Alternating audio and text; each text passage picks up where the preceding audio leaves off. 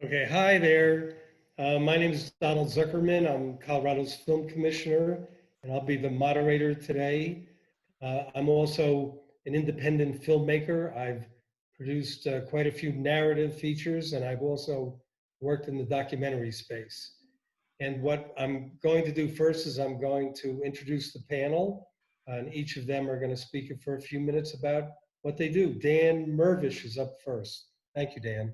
Hey, thanks, Donald, and thanks to the Breckenridge Festival for inviting me. So I'm a co-founder of the Slam Dance Film Festival, but also I'm a director, producer, and writer myself. I've done about half dozen features, narrative features, and the one that I've been working on most recently is called 18 and a Half, which is a Nixon-era Watergate conspiracy thriller / dark comedy.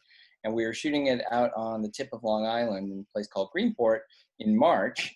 And we were one of the last film shooting, and we had to take a pandemic pause or healthy hiatus. And exactly 6 months later, on Tuesday, we finally wrapped production. We went back. We only had 4 days to shoot, using all the COVID protocols with SAG and the DGA, and we were able to get it done. So, and I flew back to LA. So I'm in LA right now, still a little jet lagged. But just to tell you, yes, it can be done. You have to be very careful, but you can shoot in COVID, and hopefully nobody gets sick. Thank you. And Carol? Hi there. Nice to be here. I kind of wish I was in Breckenridge though, but I'm here in Long Island, and I run a company with my partner Richard Abramowitz. The company is called Abramorama. We are a specialized distributor, a service distributor, so we don't acquire films a lot, but we work for IP owners, and we also represent their rights, and we distribute films on a global basis. And here to talk about that. Thank you. Matthew? Hi, everybody. My name is Matt Brady. I am the director and producer of Escape from Extinction, which is a documentary about saving animals. I was lucky enough to get Helen Mirren to narrate my film, and we did it right before everything shut down. So I was dealing with post-production and distribution through COVID and working from home. And I also do, with my company, do some commercials and stuff, and we have had a successful shoot as well. So I'm interested to chat with everybody about some of the challenges and some of the good things too, because the traffic being gone from Los Angeles has changed things very positively. So thank you. And Murray is up next, and he's actually in Colorado, I believe. Thank you. Murray? Yeah, that's right. That's right. I'm in Crested Butte, Colorado. I'm the executive producer of Huck Yeah, a shred flick that we started on production in January. And we're actually releasing tonight is the world premiere at the Breck Film Festival. We are doing that in about 8 cities in the Western United States at different drive-in theaters. It's been a different kind of film tour for us. We do run our own film tours, but it's been exciting and it's been cool. And while maybe some of the picture quality might lack, I think the atmosphere more than makes up from it. And thanks for having me here tonight. Thank you. And now Elizabeth. Hey, thank you. We're really excited to be here. My name is Elizabeth Haviland James, and along with my husband and partner, Revere Lanou, we are the directors and producers of the documentary Overland. We just found out yesterday that Overland won the Best Documentary Award here, which we're really, really thrilled about, because this is the first post-COVID festival we've opted to participate in. We launched the film in January in Santa Barbara with great momentum behind it, and then watched as the festivals that we were scheduled to be in the spring either went online or canceled. And like a lot of our colleagues, we kind of panicked and hit the pause button and decided just to wait. And then as it became apparent that the pandemic could rage on for a long time and we didn't know when in-person screenings were going to resume, we made the decision as we started to get some offers for this fall to go to go ahead and pursue online screenings. And so we're really excited to be on the precipice of sharing the film again with the audience in Breckenridge and in Colorado. And, you know, it's been a really hard thing to release a film that you work on for 7 years and you're like poised to go get it. And then to watch your whole industry sort of start to fizzle out and go up in smoke and have a real lack of clarity, even more than we ever do in documentary. I mean, it's a pretty, it's been an interesting ride. So we'll see. Thank you.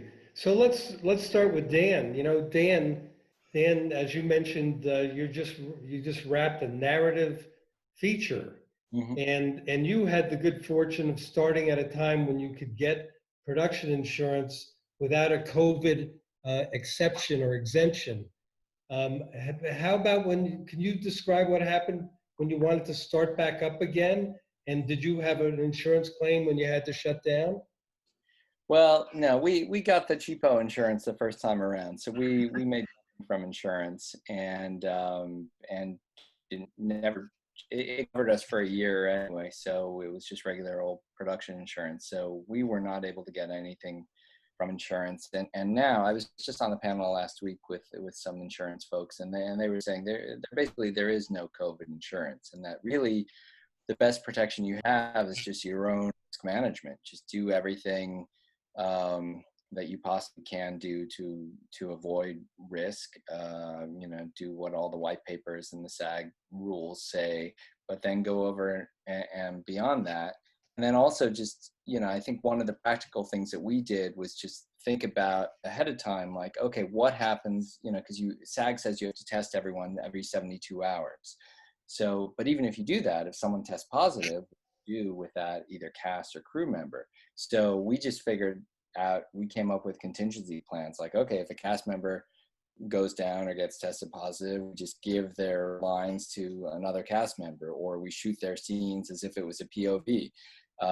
If our cinematographer goes down, then, you know, the first AC picks up the camera.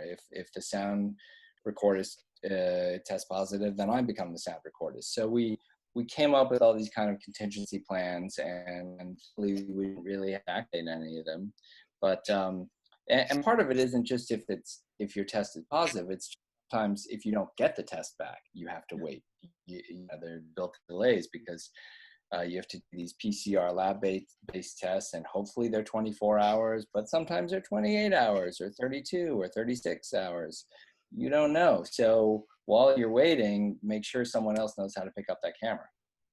And how big was your crew? It was probably about 22 people, maybe just over 20 people, and about 10 cast over the course of 4 days, probably about 4 cast members on any given day. So it was, you know, it was about 30 people altogether that we had to have, you know, tested, and everybody stayed in their own room. I mean, we were lucky. We were staying at this like 40-acre complex run by a friend of mine that's a motel and cabins. So everyone stayed in their own room. You know, we had to bring in food for everyone individually, all 3 meals. But everyone had their own bathroom. So a lot of things that we were already doing back in the spring were pretty close to, you know, COVID rules anyway. But then of course you also have face masks and face shields and PPE, and that causes a lot of, I mean, it's weird distractions. Like everything is louder, and you can't tell with face shields. You can't tell where sound is coming from. So you're kind of looking around like, wait, who's talking to me? And you have to maintain social distancing, so you can't whisper discreetly to actors or to crew members. So you have to yell across the room, "Hey, your acting sucks," you know, or things like that, and which, you know, just causes a lot more problems, and it's not quite as neat as a normal set. So it's tense, but we got it done. Did you have any scenes where actors needed to be together for any kind of intimacy or that sort of thing? Lucky that way. We had done all of our kissing and fighting and dancing scenes already. So we didn't have any, you know, in theory, we could keep the actors away from each other. In practice, actors are touchy people. They all like to touch each other. So, but certainly nothing like super intimate. We didn't have to have any blow up dolls or CGI background or anything like that, which some people are doing. What about hair and makeup? Yeah, they just, they put on their face shields and they and their masks, and then the actors have to keep themselves touched up. That's the big difference. Oh, okay. One area where that probably saves time. If they're putting on their own costume, they're putting on their own sound, their lavalier mics, they're touching up their own makeup. That probably saves time on a set, honestly. And was that part of the SAG rules that they did that themselves? Mm-hmm. Yeah. It's certainly encouraged by SAG. So as much as they can do, it depends who the actors are. But for the most part, we had good people that they could handle things themselves. And now that the pictures, how long do you think you're going to be in post? I don't know. As long as we want, really. We're not in any rush. We don't owe anyone any money. It's all been private equity and donations and things like that. So I think that the festivals are going to come back live sooner in Europe. So we're sort of thinking about like, what spring European festivals are there going to be, or early summer festivals, things like that. But look, I always tell other filmmakers, and the same advice I have to tell myself, which is never rush your post-production for a festival deadline, and especially now, there ain't no rush. So you're not trying to get it ready for, well, this year Slam Dance is pretty soon, so you're not considering premiering it at Slam Dance the following year. You're going to go with best festival you get into. Yeah, exactly. Yeah, just we'll take our time and get it done right. I mean, the nice thing was there was a lot of sort of post-production we could do over the summer. I was working with my composer and musicians and things like that, and some of the voiceover work that we had to do. We were able to do a lot of that, even though we didn't have a third of the film. We were still able to get a lot of stuff done during the last 6 months. So that was nice, and editing too. So how does COVID affect distribution other than the festival circuit, where I assume you're hoping to pile on the accolades and get good distribution through that? That's probably a better question for Carol. Okay, well, he's next. Go ahead, Carol. Well, that's a big question. There's a lot of answers to that. What I can say is that we had a bunch of films in release that were scheduled to be in traditional week-long engagements, event cinema releases in the March timeframe. And like everybody else, we had to bring those out of theaters. We are very fortunate because we work in the digital space a lot, and we quickly pivoted what we were doing and worked with the filmmakers that had the films already ready to go in the digital space to do some quick digital releases. But it took us about a month and a half to figure out how we were going to continue to do large-scale premieres of films and get them out to the public with some sort of ticketing component. So what our way of releasing films, and we're actually oddly, as I was just saying to my partner, we were talking in our company meeting, we're extremely busy. Now we have a slightly different approach to our business because we are hired by filmmakers to release films, or hired by someone like National Geographic to release their films. And usually it's for a theatrical release. And now, like many other folks, we're using actually Eventive to power what we call Watch Now at Home cinema release, which is a component of the release for our films. Many of our films, before we do that though, we have a what we call a enterprise live screening. So we've been utilizing our partner, one of our partners, to do live streams to various platforms like YouTube, Facebook, Twitter, Twitch, and we do them on a particular day at a particular time. They are true live streams. Nothing is on a platform. They're usually followed by a live Q&A, like what we're doing here, and that's our red carpet release. And then sometimes that's on a Thursday or Wednesday, and on Friday we open the film with theaters. And we solicit our films in the same way that we did before COVID hit. We tell all of theaters what films we have in release. And some of the theaters pick the films up, obviously not for the theaters, but in a virtual cinema release pattern. So it's affected, you know, obviously distributors in a big way because there are very few theaters, and the drive-ins traditionally have not been a place for independent specialty films. So there's no real space for independent films other than in a festival environment, you know, in the drive-in world. And there's not that many drive-ins anyway. I think there's about 342 across the country. So, and then, you know, we follow our Watch Now at Home cinema release with a more traditional TVOD release, or we do it timed to an SVOD subscription release if the film has that already set. So what we do is a little bit different than a traditional distributor, but obviously what has changed and what will stay changed for quite some time is any kind of a robust theatrical release pattern. And unfortunately, as many of you on this panel know, a lot of the independent cinemas that are closed, we really don't know what's going to happen come next year, like how many of them are going to be around and how many will survive economically. So that's a big unknown.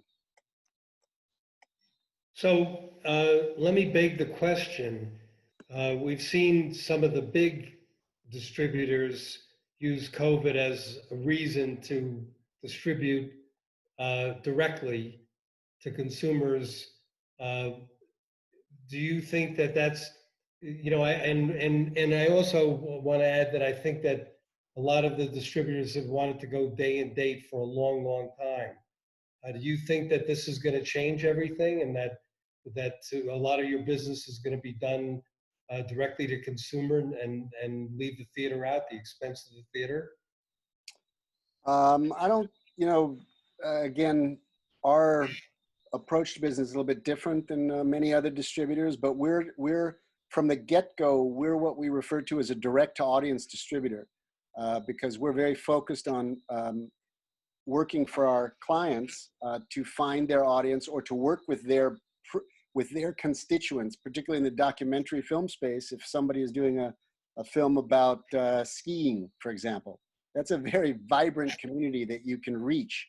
And we reach those people before to try to get them into a theater. And we can reach those people obviously much easier in an online environment. But we don't see, you know, first of all, we hope and we don't see that theaters are going to go away. We just hope that enough of them survive. You know, and what we do for our filmmakers and for our clients is to generate the press uplift, because no matter what they're doing in the digital space, if the films are not receiving, you know, traditional press review and coverage, it's very difficult for them to do anything in the digital space. What we do believe is that filmmakers are going to get a lot more savvy, and film producers are going to get a lot more savvy about communicating and building their audience while they're making their film, because it is very, you know, I don't want to say it's easier, but it is a direct way to reach your target audience when you're dealing with a very specific type of a film. Well, you made a very good point that if nobody knows it's there, if you're in the digital space, no one's going to find it. You've got to promote it. So that's something that's your specialty, I think. Yeah, it's our specialty, but you know, our partners are of course theaters, and we solicit to those same theaters that we solicited to have an actual in-theater experience. We solicit to those same people right now.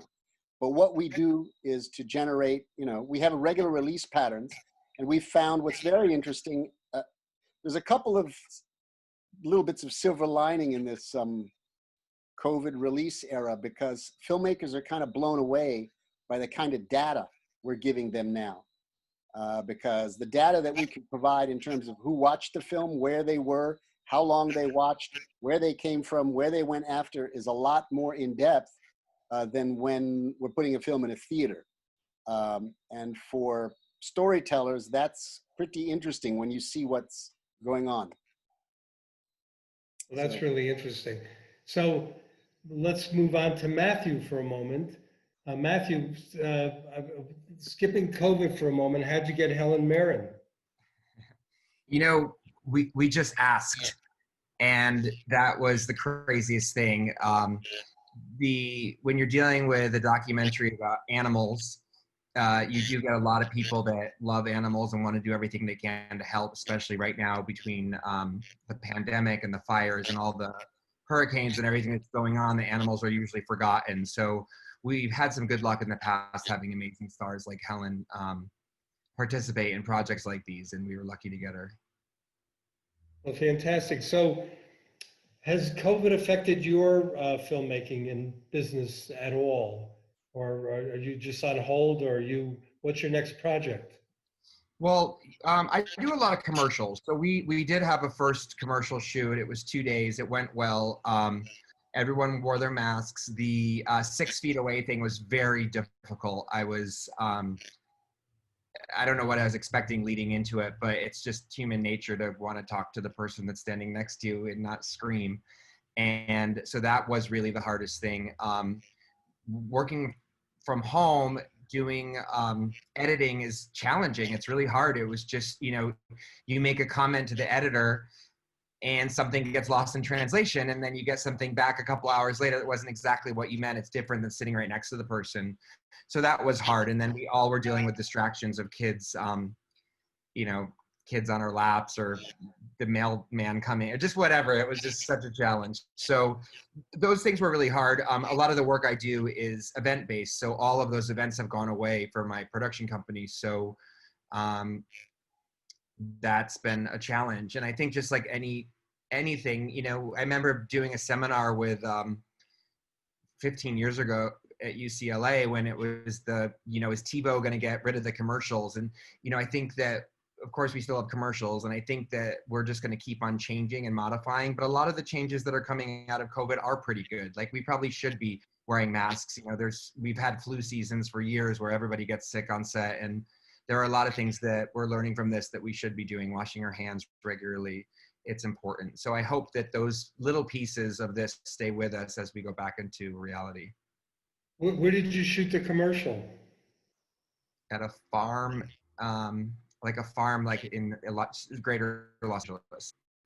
Okay. And we have farms here. I didn't ask Dan this, but I'm going to ask you. So when you feed the crew, no longer a food truck or something like that? I mean, how do you do? Do you package everything and hand it out? How do you deal with the? We did to-go boxes. Sorry, I don't know if that was for me or for Dan, but we just had to-go boxes where you just handed them out. We also did a Ziploc bag in the morning that had the craft service in it. So you got your bag in the morning, and that was your bag for the day with snacks. You could come back and figure out a refill if you needed to, but that was supposed to last you the whole day. We're just trying to limit the amount of touching.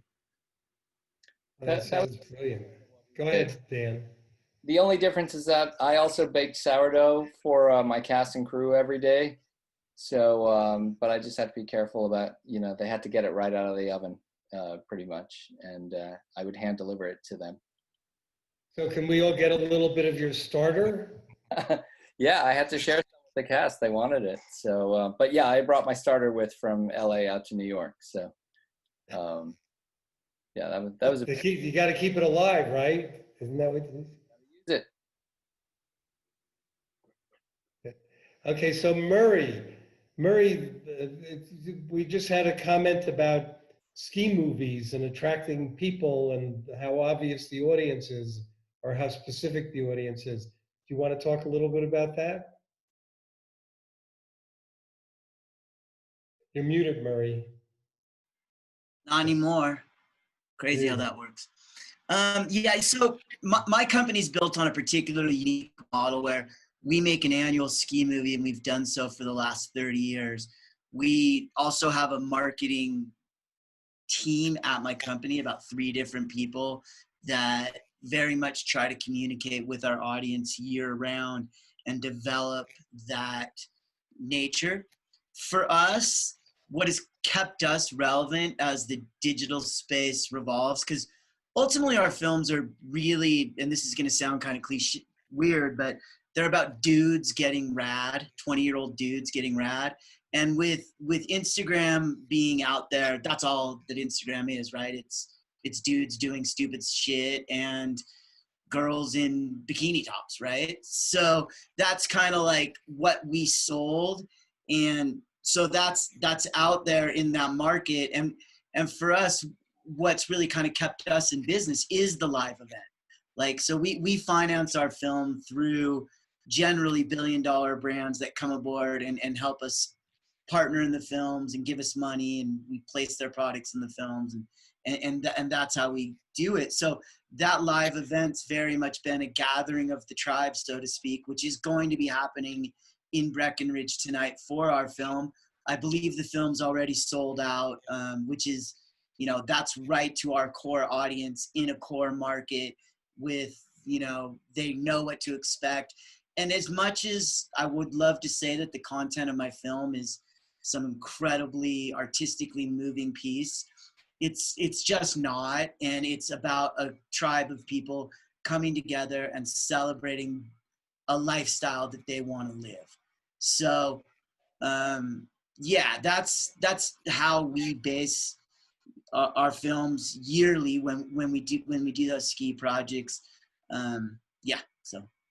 And you have, I think we're working, our office is working with you on an incentive for a mountain biking film. So what's happening with that? Is that being slowed down by COVID or not at all? You know, it hasn't been, Dom, because we generally, we work in remote locations with small crews, maximum 8 people. There's no catering, there's no makeup, there's no sound guy. You know, it's 2 camera guys, one with a gimbal, one with a camera on a tripod, maybe a drone operator, and they're in a big outdoor space that's pretty adventurous and rough to get to. So we're able to work, everyone works with masks on, everyone, you know, we encourage everyone every morning to take a shower and brush their teeth and do all the things that are important to everyday society. But yeah, and you know, so that's how we've been working. We did have 2 weeks ago our first, we also do commercials as well, and we did have our first commercial production 2 weeks ago, and it wasn't too difficult because, again, we were in a big outdoor environment, and there is so much appetite from clients, especially to get out in New York and LA and come shoot here in Colorado and just kind of celebrate being out of the city. So. Well, that's fantastic. So let's talk to Elizabeth. First of all, Elizabeth, congratulations on your award. Thank you. And what's next? Where's your next venue? Well, so we're playing a handful of festivals this fall. We are playing, I'm trying to remember who's announced and who hasn't. I don't want to step on any toes. We're playing next at the Chagrin Documentary Film Festival in Ohio, and then in Hot Springs in Arkansas at the Doc Film Festival there. And then we've got 3 more festivals that I'm not allowed to talk about yet. Plus, we just likely accepted our European international premiere, which looks like it might happen in person later in the fall. But you know, just picking up on some of the things that other people have said, I think that for us as filmmakers and artists, we made this film over the course of, well, let me just tell you a little bit. The film is about 3 falconers, and it takes place in 7 countries. We shot it over 4 years, and it's really a film about what it means to lose our connection to the wild and sort of harnessing one's inner wild. And it looks at this ancient tradition that's being practiced in a modern context by 3 really different characters as they sort of pursue this passion and this relationship that they have with these birds of prey. And it came about in some ways as our reaction to living in this world where everything was becoming digital and where everything was becoming transactional and where everything was sort of a post-modern apocalyptic society. And we wanted to look for stories that looked at what it meant to be outside, and what does it mean when you are completely disconnected from your food source and completely disconnected from the laws of nature. And so we were really lucky that we finished the film before the pandemic hit, because it would have been impossible to use we had a small crew, but we shot the film in 8K, and we did what all the studios told us would be completely impossible to do on the budget that we had. And we said, well, let us try. And we really had to make every minute count in an interesting way. And so now, all of those skills and experiences that we've accumulated over the years, sort of becoming experts at working in remote foreign locations, seem a little silly because we can't travel anywhere. We can't, I sort of specialize I have a couple of other jobs that I do in the film industry when I'm not directing and producing. And one of them is doing some risk analysis for films that are going to shoot in distant locations. And, I can't imagine right now taking off to live in the Central African Republic for 6 weeks and try and figure out how to supply a narrative film there. It's just all sort of on hold. So that's been personally a little challenging and sort of made me wonder, should I be looking at filming things closer to home? But that's not, sadly, really what I'm interested in. So we don't know what's next yet. We had a series that we were hoping to start shooting in the fall, and we put it on hold because it happens all over the world. And it doesn't make any sense to try and do that without us being there. We're not particularly interested in not being on site and sort of outsourcing the filmmaking to local crews, which might work if you were making a social issue film that absolutely had to keep filming at that moment. But since that's not really what we're doing, we're lucky that we can wait. And we feel really lucky that our film and the themes in our film are a little evergreen. They're not tied to the election, and they're not tied to a pressing issue right now that has to come out. So we can be a little bit patient. But we did make the film with the absolute intent of sharing it in community on a big screen. And it's really heartbreaking to not be able to do that. And it's really, the kinds of connections and conversations that happen live at a festival or after a screening in a theater are the kinds of little things that keep you going as a filmmaker. And so it's hard to be disconnected from all of that. At the same time, Carol mentioned earlier the sort of data and analytics that we can gather about our audiences right now. And in the doc world, probably more than the narrative world, though I can't really speak to that world because I don't play in it so much, we work a lot on these impact campaigns and producing campaigns where we identify who our big super audience is going to be even before we really start shooting and start, reaching out to them and getting and making sure that the organizations that share the mission that we have are going to be on board and can help us when we start to release. And I think that's going to start happening in a way. That burden has been put on documentaries for a long time, that we have to have some sort of impact. And if narrative films are going to be able to sort of draw in those audiences, it's going to sort of, the playbook's there for once we're sort of ahead of them, perhaps.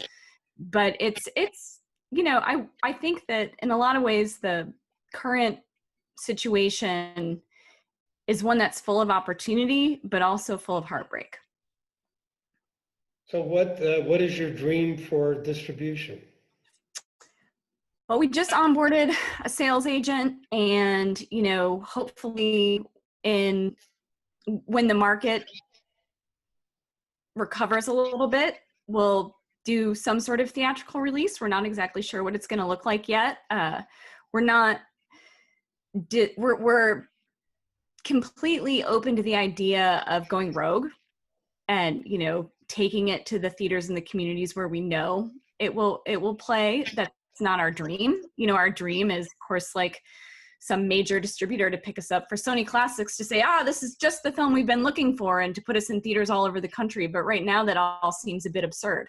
So everything has changed. You know, we have private equity partners, and thank God they've been really understanding through all of this, but it's a nerve-wracking situation to be in. I'm sure. So it's got to be really tough. I mean, it's got to be tough getting, you know, typically, Dan can say this, that when you're having a major film festival, you know, buyers show up, distributors show up, and you have a chance for them to feel the audience. Yeah. And here, you can't feel the audience. You don't know, you know, if it's at you know, Sundance or Slam Dance or TIFF or something, and there's a room full of people that are excited and loving the movie, I think you have a better chance of selling it than when somebody watches it at home. Well, it's really. Okay, I'm sorry. No, go ahead. Sorry. I was going to say, oh, sorry. No.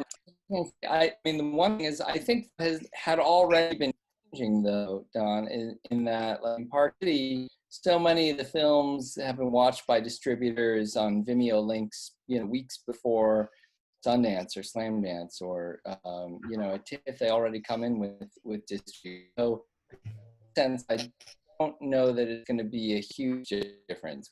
I'd love to think live festival screenings made a difference with distribution.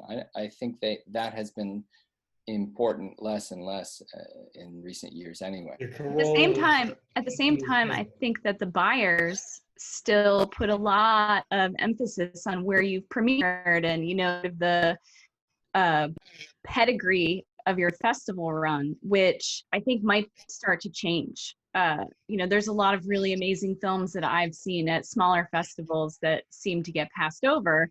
And at the same time, I've seen some really dog films that I'm like, how on earth? I don't understand. And I think if the audience gets to discover things, because it's sort of, there's an equalizer.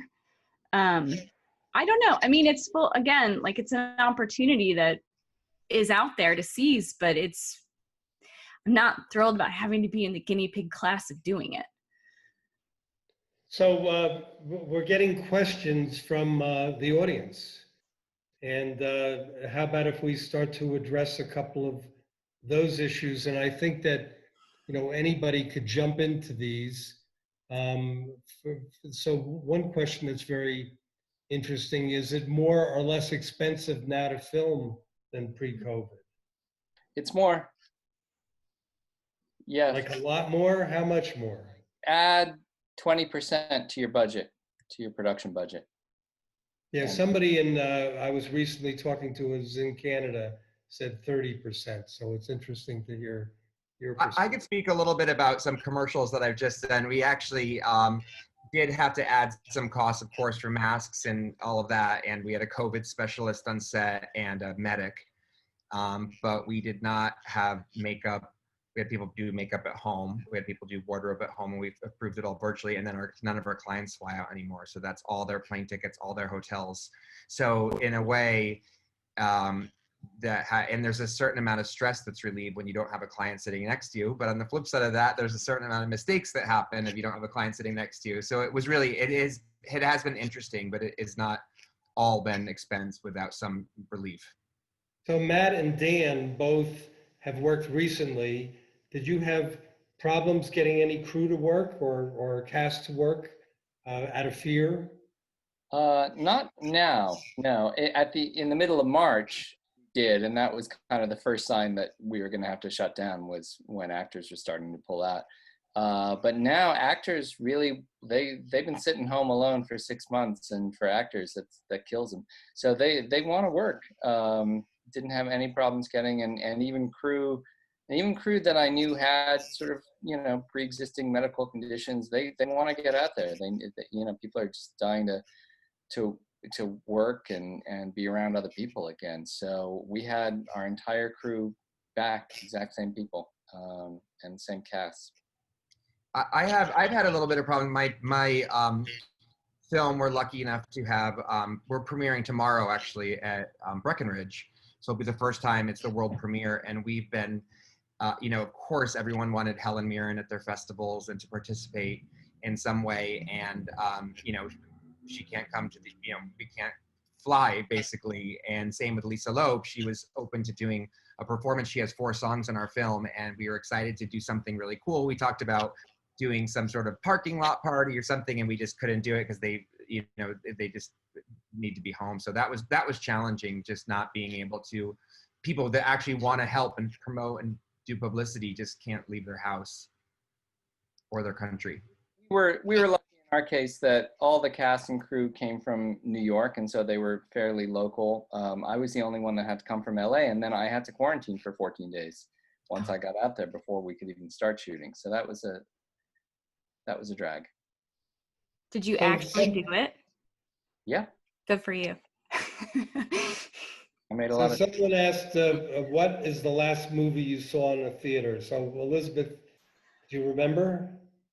No, I don't remember. Well, you have a 7-year-old Well, child. okay, I mean, I remember it might be our world premiere.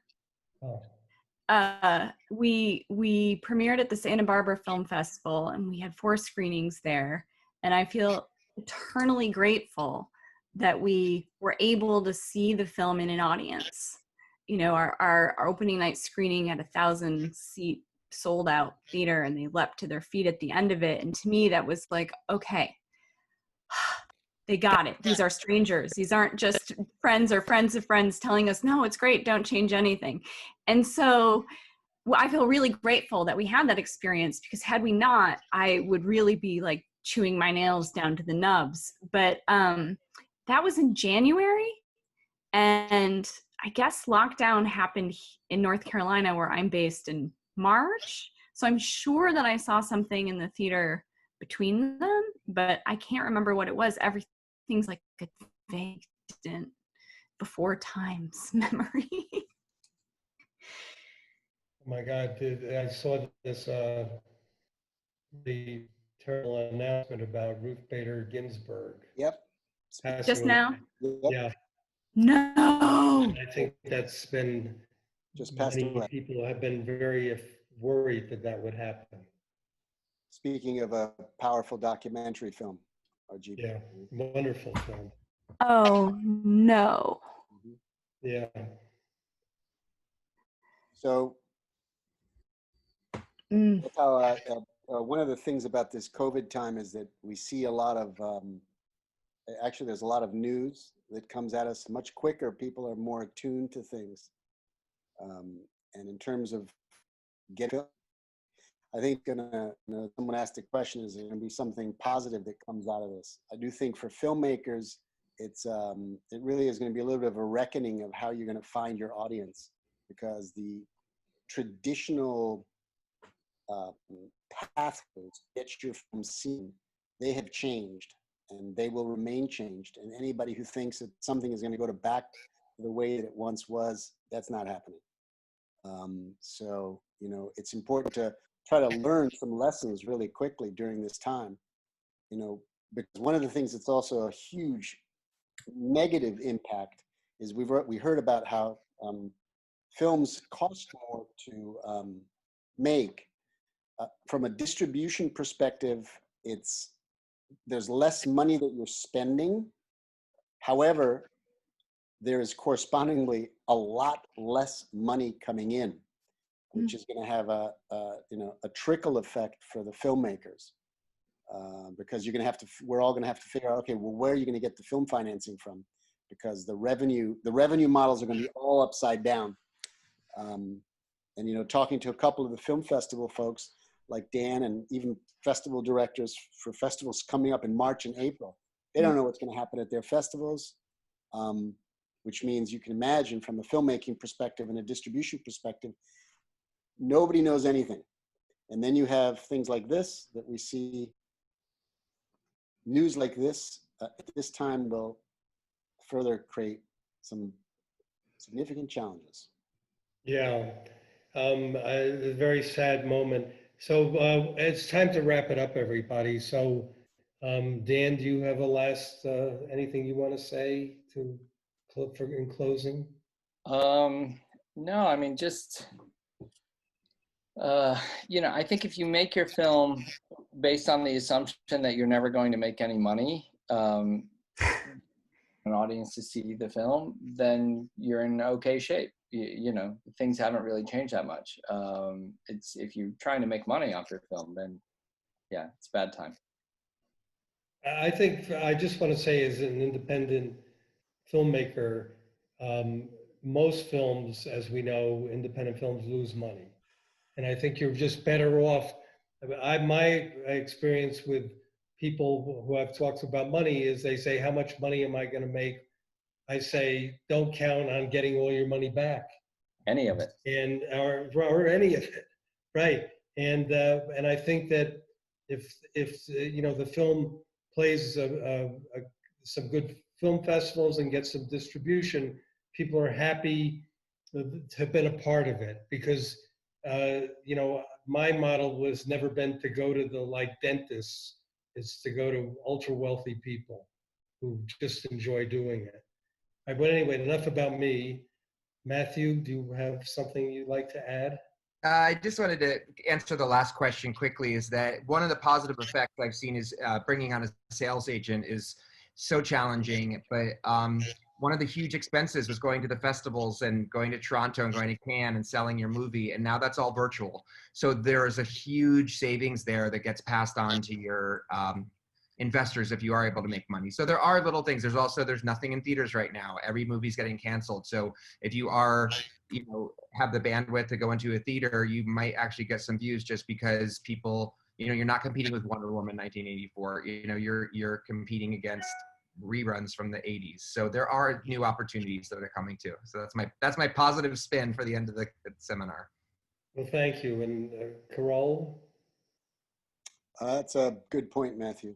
I don't know if I have any, I do want to say, we don't have enough time to go into it, but one of the interesting things that we find is that in some of our virtual cinema releases that we've had, films have been seen by more people that way than they were when we were releasing them in theaters. So as a storyteller, you're trying to get as many people as possible to see and hear your story. And in an odd way, this is an opportunity for things to be seen by more people than before. So it's like, that's what I'm saying. Everything is upside down. I think the same thing applies now as it always did, which is communicate with your colleagues. We can't go to the film festivals. Like Elizabeth said, that's a huge part of it. So we have to continue to communicate and have open lines of interchange to figure out how to do what we have to do, which is make stories, find a way to get them out to the audience, and hopefully find a way to also, sustain our business. Fantastic. Well, thank you. And Elizabeth? I'm just so shocked by that news. I sort of took the wind out of me. Really, wow.